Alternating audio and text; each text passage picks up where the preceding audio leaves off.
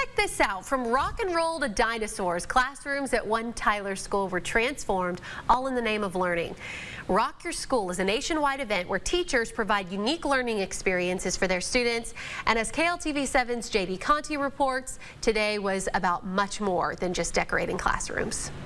It's just a different experience. They may be doing area and perimeter, but they're on a safari to do it today. They may be talking about different classifications of matter, but they're doing that by making root beer floats in a soda shop. It's just an opportunity for them to take the learning to another level. Students at Rice Elementary in Tyler rocked their school today. Teachers participating with thousands of their colleagues nationwide in Rock Your School Day, which is put on by the organization Get Your Teach On.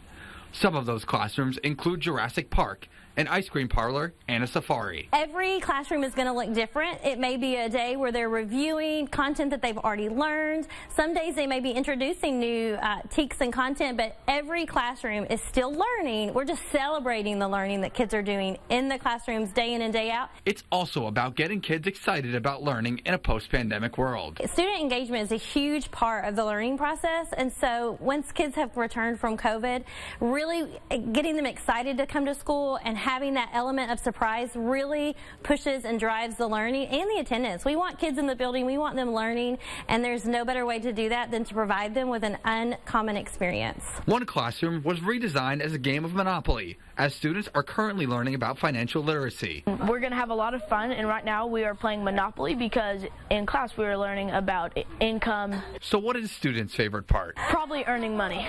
JD Conti, KLTV 7 News. Rock Your School is made possible by volunteers who help decorate the classrooms and even feed the teachers. We love it. We'll be right back with more news and weather right after this.